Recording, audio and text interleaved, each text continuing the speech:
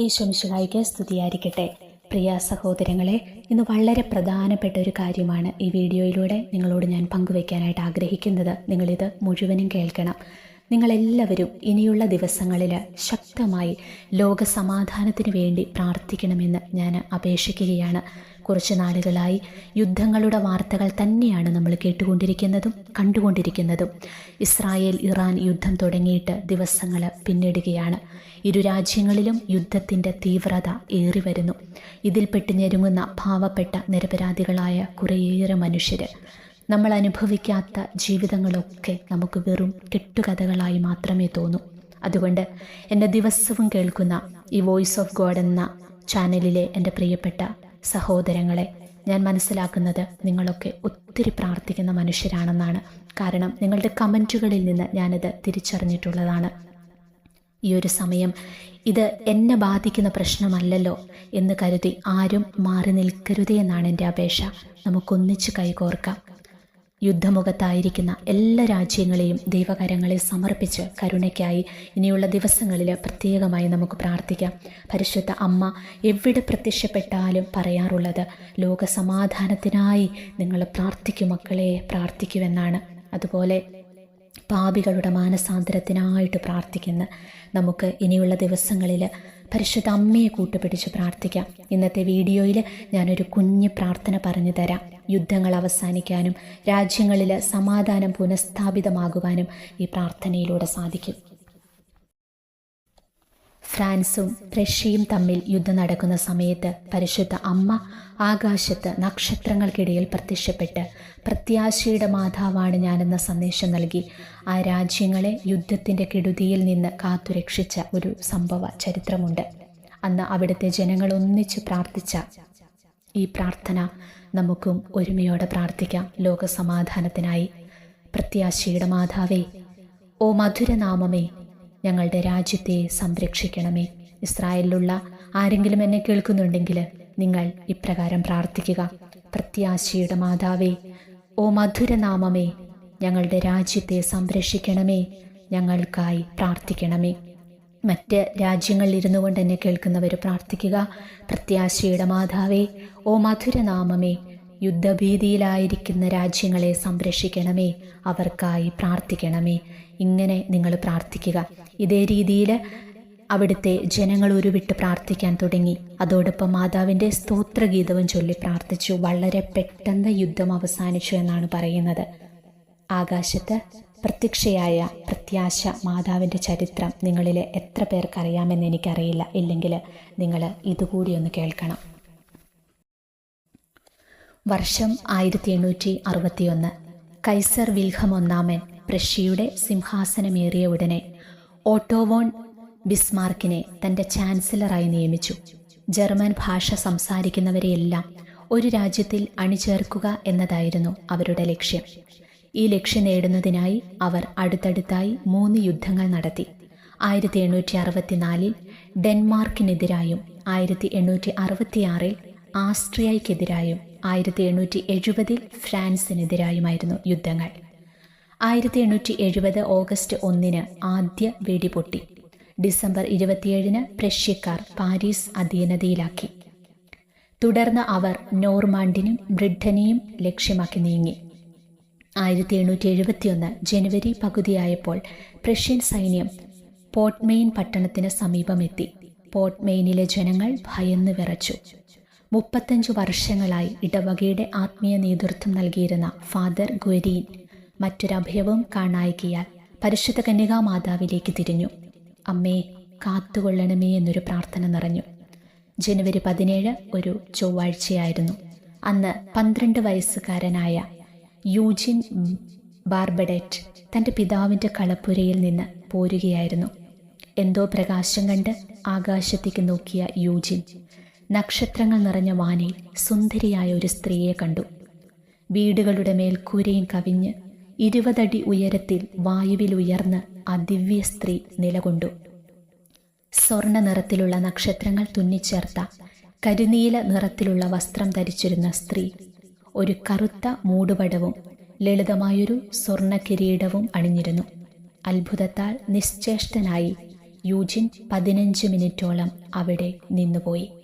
അപ്പോഴേക്കും അവൻ്റെ പിതാവും അനുജൻ ജോസഫും കളപ്പുരയിൽ നിന്ന് പുറത്തെത്തിയിരുന്നു. അതാ അങ്ങോട്ട് നോക്കൂ, ആ വീടിൻ്റെ മുകളിൽ എന്താണ് കാണുന്നതെന്ന് നോക്കൂ, യൂജിൻ വിളിച്ചു പറഞ്ഞു.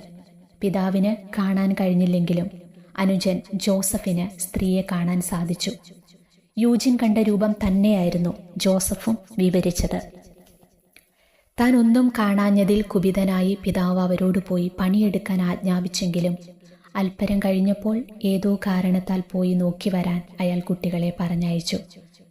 എന്തൊരു ഭംഗിയാണവർക്ക്, ജോസഫ് പറഞ്ഞുകൊണ്ടിരുന്നു. അപ്പോഴേക്കും അവരുടെ അമ്മയും സ്ഥലത്തെത്തി. ഒച്ച വെച്ചുകൊണ്ടിരുന്ന ജോസഫിനോട് നിശബ്ദനാകാൻ പറഞ്ഞിട്ട് വിക്ടോറിയ ബാർബഡറ്റ് പറഞ്ഞു, നിങ്ങൾ കണ്ടത് മിക്കവാറും പരിശുദ്ധ കന്യകാമാതാവിനെ ആയിരിക്കും. തൻ്റെ മക്കൾ നുണ പറയുകയല്ലെന്ന് അവർക്ക് തോന്നിയിരിക്കാം. പരിശുദ്ധ മാതാവിൻ്റെ സ്തുതിക്കായി 5 സ്വർഗസ്ഥനായ പിതാവേയും 5 നന്മ നിറഞ്ഞ മറിയവും ചൊല്ലാൻ അവർ മക്കളോട് നിർദ്ദേശിച്ചു. പ്രാർത്ഥന കഴിഞ്ഞ് തൻ്റെ കണ്ണടയെടുത്ത് ധരിച്ച അമ്മ വന്ന് നോക്കിയപ്പോൾ ഒന്നും ആകാശത്ത് കണ്ടില്ല. അപ്പോൾ അവർ ദേഷ്യപ്പെട്ട് മക്കളോട് പറഞ്ഞു, നിങ്ങൾ നുണ പറയുകയാണ്. അപ്പോഴാണ് അവർക്കൊരു കാര്യം ഓർമ്മ വന്നത്. സിസ്റ്റേഴ്സിനെ വിളിക്കാം. പുണ്യജീവിതം നയിക്കുന്ന അവർക്ക് തീർച്ചയായും മാതാവിനെ കാണാൻ കഴിയും. സിസ്റ്റർ വിറ്റാലിൻ വന്ന് നോക്കിയെങ്കിലും ഒന്നും കാണാൻ കഴിഞ്ഞില്ല. അപ്പോൾ സിസ്റ്റർ ഒരു കാര്യം ചെയ്തു. അടുത്ത വീട്ടിൽ ചെന്ന് അവിടെ ഉണ്ടായിരുന്ന 2 ചെറിയ പെൺകുട്ടികളെ കൂട്ടി വന്നു. ഫ്രാൻകോയ്സ് റിച്ചും ജീൻ മേരി ലോബോസും. കുട്ടികൾ നോക്കിയപ്പോൾ അവർ മാതാവിനെ കണ്ടു.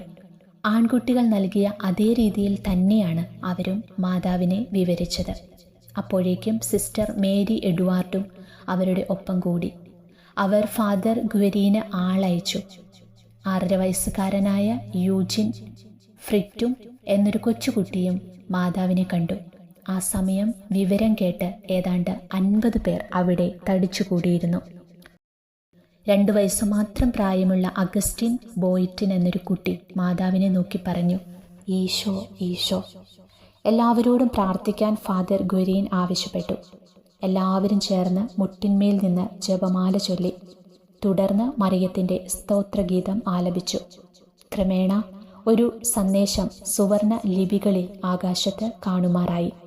പക്ഷേ എൻ്റെ കുഞ്ഞുങ്ങളെ, നിങ്ങൾ പ്രാർത്ഥിക്കുവേ. 6 കുട്ടികളും ഈ സന്ദേശം കണ്ടു. വീണ്ടും പ്രാർത്ഥിച്ചപ്പോൾ ആകാശത്ത് ഈ വാക്കുകൾ തെളിഞ്ഞു വന്നു, വൈകാതെ ദൈവം നിങ്ങളെ ശ്രവിക്കും. അന്നേരം പ്രഷ്യക്കാർ പോർട്ട്മെയിനിന് വളരെ അടുത്തുള്ള ലാവയിൽ എത്തിയതായി വാർത്തയെത്തി. അപ്പോഴും ആകാശത്ത് സന്ദേശം കണ്ടു, എൻ്റെ പുത്രൻ നിങ്ങളോട് കാരുണ്യം കാണിക്കുന്നു. ഈ സന്ദേശം വായിച്ച് കുട്ടികൾ ഉറക്കെ വിളിച്ചു പറഞ്ഞപ്പോൾ സ്തോത്രഗീതം ആലപിക്കാൻ ഫാദർ ഗ്വരീൻ എല്ലാവരോടും ആവശ്യപ്പെട്ടു.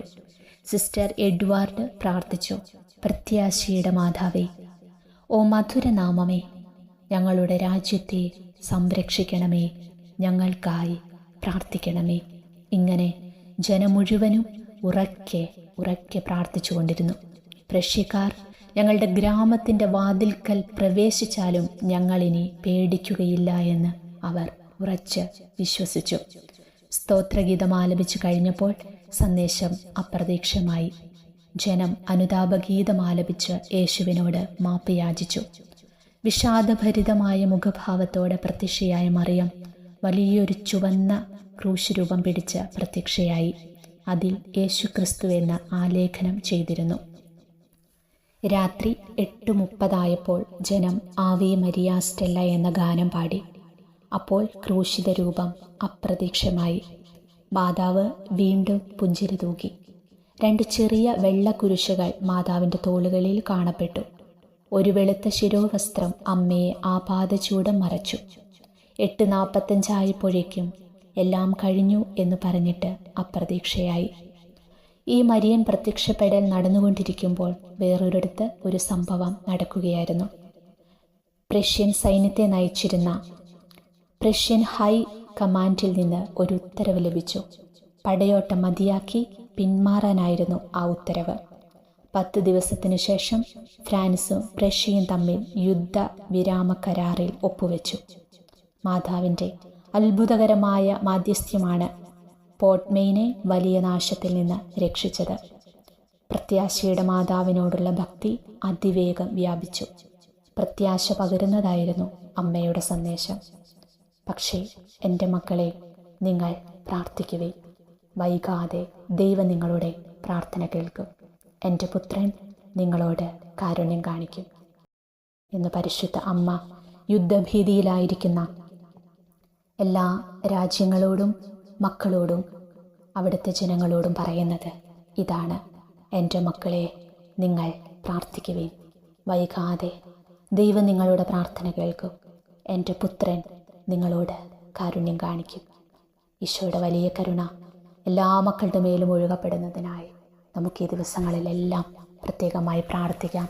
പറ്റുന്നവരൊക്കെ ഇസ്രായേൽ ഇറാൻ യുദ്ധം എത്രയും വേഗം അവസാനിക്കുന്നതിനായിട്ട് കരുണയുടെ ജപമാല ചൊല്ലി പ്രാർത്ഥിക്കുവാനായിട്ട് ശ്രമിക്കണം. ഒപ്പം പരിശുദ്ധ അമ്മയോട് പ്രത്യേകമായി മാധ്യസ്ഥ്യം വഹിച്ച് പ്രാർത്ഥിക്കണമെന്നും ഓർമ്മിപ്പിക്കുകയാണ്. എന്നെ കേട്ടുകൊണ്ടിരുന്ന എല്ലാവരെയും ഈശോ അനുഗ്രഹിക്കട്ടെ എന്ന് പ്രാർത്ഥിക്കുന്നു. ആമേൻ.